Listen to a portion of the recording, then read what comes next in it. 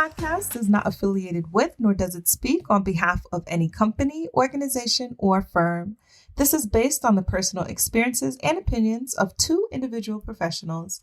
Welcome to our podcast, Decoding Corporate America. I am Erica. And I am Sashala. This is episode 4, Mentorship versus Sponsorship.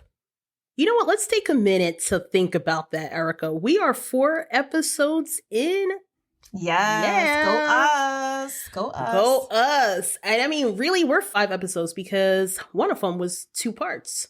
Mm-hmm. So, you know something? We are grateful to you all as listeners.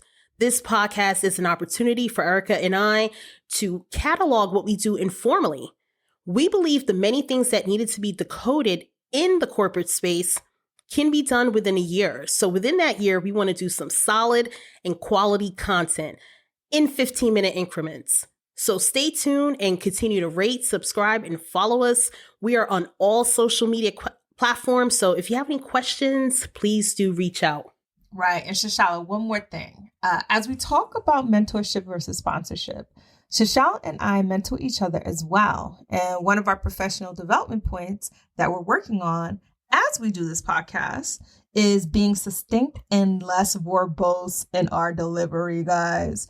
You can only imagine all that we do to crunch this down into a 15-minute increment. Guys, if you only knew how many takes we do of these episodes. So yes, after 20 years, even us as experts are developing professionally too. Big shout out also to our public speaking coach, Frank Kitchen. Thank you, big Frank. Shout out to Frank. Really helping us crunch this down and get this right. Yeah. All right. Well, let's get into it. So mentorship versus sponsorship. This topic has been surfacing as a theme throughout our episodes. We've heard it in Performance Review, Like a Boss, Part 2, and recently in our last episode, Moving Up the Corporate Ladder. And you know what? We want to explore this a little bit more. In this episode, we'll give you the textbook definitions because we know there are folks who are trying to get into the corporate space and might not be familiar with some of these terms. And we're also going to talk about the different types of mentors we have and maybe get into a little story time just based on our own experiences with sponsors. So, Erica, what do you have for the good folks keen to hear about this topic? Right. So for our listeners who aren't in the corporate space but interested in tuning in, let me provide some insight into what a mentor and what a sponsor is. This is info that I snagged from the Center for Creative Leadership, which is a great site, by the way. What we'll do, just for informational purposes, we'll actually include a link to this, I think, on our LinkedIn page. We'll put it on there. I think that's the best place to get to it, right? So in any case, at a high level, it goes into the difference between a mentor versus a sponsor, and there's a 4-prong approach, right? So at a high level, a mentor is actually someone who develops you professionally, right? So this is just in general, right? You can look at the mentor as a formal relationship sometimes. You could either be connected through your job or by request by someone that you look up to. But this is essentially someone who develops you professionally. And then generally from a sponsor scenario, this is someone who advocates for you behind closed doors. This is the key part, guys. Yeah. So this tends to happen more organically and is based on a senior leader knowing the quality of your work and standing behind it. Sponsors are not easy to find, guys. So, they're not. And sometimes you don't even know who they are. Sometimes you don't even know who they are. It's true. It's true. So like I said, what we'll do is we'll put this on our LinkedIn page for you guys to check out that quick summary from that Center for Learning, I believe. That's what I said, right? Center for Creative Leadership. There we go. Center for Creative Leadership. Mm-hmm. I'm already getting mind blown. But in any case, that's it. Yeah. All right. So one of the other things I'd like to note is that there are different types of mentors. And in an article that I read a while ago, nailed it down to 4 types. I actually found it on HBR, by the way, Harvard Business Review, called Stifling Innovation. Check it out. Great article. Anyway, so let me pull this up. Hold on one second. Scrolling up, scrolling. Okay, got it. All right. So they talk about these 4 types. So first one they talk about is the superstar. They're the role model. This is the person the organization gets behind and is well respected, great energy. You also have the second type is the connector. They're the master networker and who is generous with their networks. The third one is the resource manager. And in my opinion, this person knows where all the bodies are buried. Okay. And they didn't state that in the article, but that's how I interpreted it. But they are aware of all the resources that are available to you in the organization. And then the last one is the accountability partner. That person is willing to listen to your issues that you have, help you work through it as a coach, and they actually sometimes do something about it. I mean, Look, you're definitely a superstar role model for sure. I mean, I'm sure if we speak to some folks, they would look into that. But thank you. But which one would you say you are? I would say, and that was generous of you, by the way, but I would say that I model a combination of the 4, depending on who the mentee is and what their needs are. For the less seasoned folks and situation dependent, I move into the accountability partner role. And if it's like a peer-to-peer type of situation, situation dependent again, I could be more of the connector. And as a mentee, it's funny that you mentioned that because as a mentee, I always love to be near the superstars.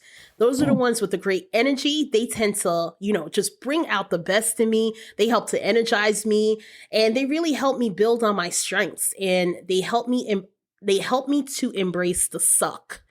And if you're wondering what that is, it is just my weaknesses, okay? It's my weakness. Okay, gotcha. Or opportunities. You got to be positive. Opportunities. Got you. All right, E, what about you? What about you? You know what? I would say I'm interchangeably a model of a combination as far as seeking a mentor and being one. Definitely. Wow. Okay. And what would you say? All right. Which one of those then helped you as a mentee? So I would have to say, let me think about this for a sec. The resource manager and accountability partner. So, these are 2 types or a combination maybe, which has been like really important in my career trajectory. Look, I know that sometimes they say that a mentor can't be a sponsor, but in my case, my mentor actually became a sponsor, and I'll get into that detail in just a second. So, look, I've had different mentor relationships over the course of my career, right?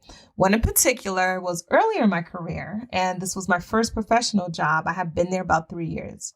So it just so happened this guy was also my manager, and he was more of a mentor. He had just joined the organization, and honestly, he was like no other manager I had ever had before, because he truly helped me understand the value I brought to my organization and that I really was never aware of until our one-on-one conversations. So in one example, he brought up that I needed to research positions like mine to understand the job profile outside of my organization. And here's the kicker, to also see how much it would pay.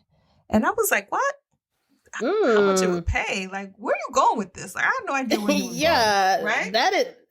That is interesting. It was and rare. So I had done a simple search and even connected with some external headhunters for the first time. And I was blown away by how my salary was not at market. So he basically gave me the platform to raise a justification of why I deserved why I deserved a raise to bring me at market value compensation. And ultimately I got it, guys. Look, a $15,000 raise. You hear me? I don't think. Yes. Wait! I don't think I heard this story before. Yes, Erica. Wow. Yes, girl. This was significant for me at the time. I was able to get my first condo and everything. It was amazing. Look, he consistently reminded me to always be aware of what value I brought to an organization, and has been the ultimate accountability partner for me. So shout out to you, Derek. Shout out to Derek. That is incredible. Yes. I mean, gosh, a $15,000 raise. Yep. Now that is the power of mentorship, especially when they turn into an advocate and a sponsor. Wow, that's a great success story. And you can tell that this had to be a while ago and maybe not too long ago too, right? Because now companies, they do pay equity analysis and they do equity pay adjustments. So anyway, I digress. So speaking on the sponsorship piece, I have so many really good stories and I really don't know which one to choose now that I'm thinking about it. All right, Erica, help me. This is what I always do. I always get Erica into one of these things. Erica, help me. Those are the text messages I send over. All right. So should I talk about the time that I was in operations and was drowning in about 2,000 problems? Found my way out of it, right? Found my way out of it and began getting recognition from the higher ups, or how I ended up in D&I because someone believed in me before I believed in myself. I will let you pick. This is a hard one. All right, come on. That is wrong because God, they're both really great stories. So I know. You know there's about to be a bonus episode for this one. So look, let's get into your passion for D&I and let's try to make this a thing because we only have 15 minutes here. You know what? As much as I'd love to get into story time, we're going to keep our promise to you and keep it to 15 minutes. So look for those stories on a bonus episode that's going to come out shortly after this one. So stay tuned. Yes, exactly. So good idea. Can you talk really quick about how to secure a sponsor? All right. That's such a good question. And let's see if I can quickly decode that. So at some organizations, right? I mean, they actually have formal sponsorship programs now, right? Where a senior person is assigned a high performing junior person and they're responsible for moving this person to the next level. And it's tied to their performance reviews. For others, they might not have that structure at their company. So the way how you gain sponsorship, it's based on your performance and executing well on those high visibility projects. Because the sponsor is essentially putting their name and credibility behind you and saying they're a witness to your strong performance, they want to be able to speak for the work that you do confidently. So when your name does come up at the table for the next move, they can effectively advocate on your behalf and help move things right along for you and up the ladder. Wow, Shashala, look, that right there is powerful. Let's get into really quick how to secure a mentor. You heard Tony Cortez talk about this in our last episode, guys.